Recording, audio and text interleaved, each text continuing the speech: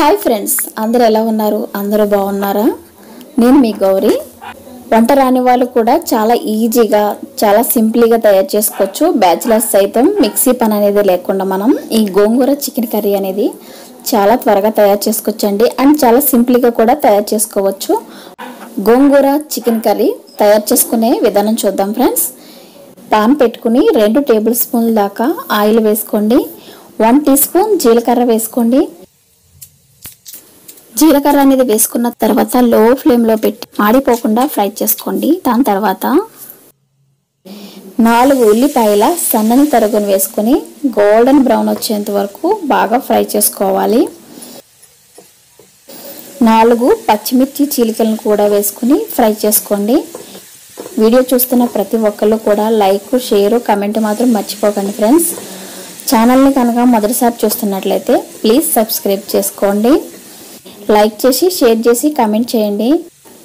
1 tea spoon అల్లం వెల్లుల్లి paste కూడా వేసుకోవాలి. అల్లం వెల్లుల్లి పేస్ట్ పచ్చి వాసన పోయేంత వరకు ఫ్రై చేసుకోవాలి. నాన్ వెజ్ కర్రీస్లోకి అల్లం వెల్లుల్లి పేస్ట్ అనేది అప్పటికప్పుడు నూరుకుని వేసుకోండి ఫ్రెండ్స్. చాలా టేస్టీగా ఉంటాయి నాన్ వెజ్ కర్రీస్. ఇక్కడ వచ్చేసి అరకిలో చికెన్ దాకా తీసుకున్నాను ఫ్రెండ్స్. ఈ అరకిలో చికెన్ని ఉప్పు, నిమ్మరసం వేసిన వాటర్లో 1 అవర్ నానబెట్టుకున్నాను. శుభ్రం చేసుకున్న చికెన్ని ఇప్పుడు ఇందులో వేసుకోవాలి. ఈ చికెన్ అనేది వేసిన తర్వాత చికెన్లో వచ్చిన వాటర్ అంతా రిలీజ్ అయిపోయి చికెన్ అనేది 50% వరకు కుక్ అయ్యేంత వరకు కుక్ చేసుకోవాలి ఫ్రెండ్స్. ఈ విధంగా కుక్ అయిన తర్వాత ముందుగానే శుభ్రం చేసి పెట్టుకున్న గోంగూరని ఇప్పుడు ఇందులో వేసుకోవాలి. ఇది వచ్చేసి 2 కట్టల దాకా గోంగూరను తీసుకున్నాను ఫ్రెండ్స్.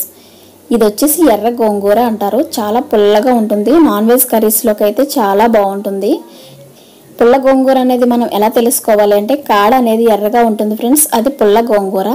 మంచి గోంగూర అంటే కాడ పచ్చగా ఉంటుంది. అది వచ్చేసి అంత పుల్లగా ఉండదు. ఇది వచ్చేసి చాలా నాన్ వెజ్ కర్రీస్లోకి అయితే చాలా బాగుంటుంది. పుల్ల పుల్లగా ఉంటుంది. కర్రీ కూడా చాలా టేస్టీగా ఉంటుంది ఫ్రెండ్స్.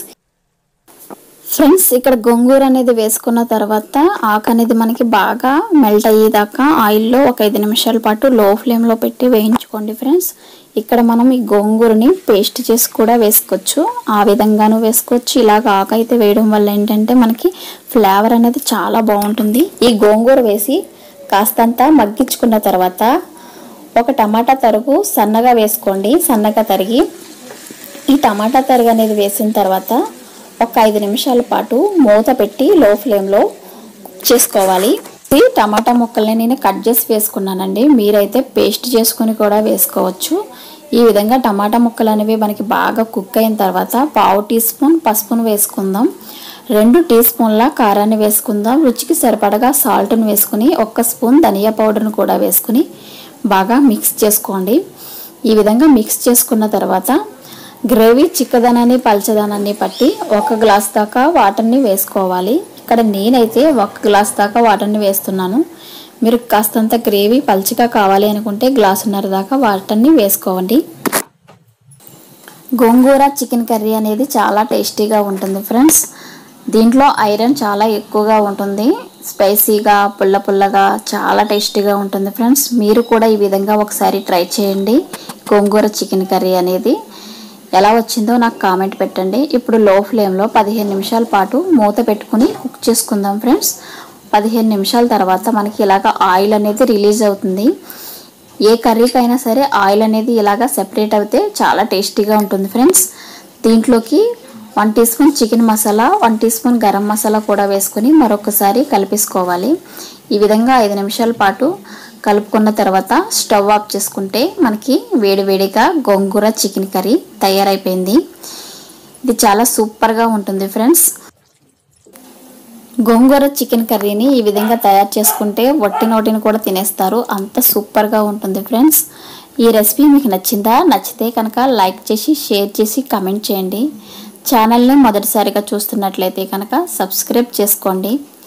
పక్కనే ఉన్న బెల్ ఐకాన్ కూడా ప్రెస్ చేయండి. మరెన్నో లేటెస్ట్ వీడియోస్ కోసం మా ఛానల్ని సబ్స్క్రైబ్ చేసుకోండి. బాయ్. Thanks for watching.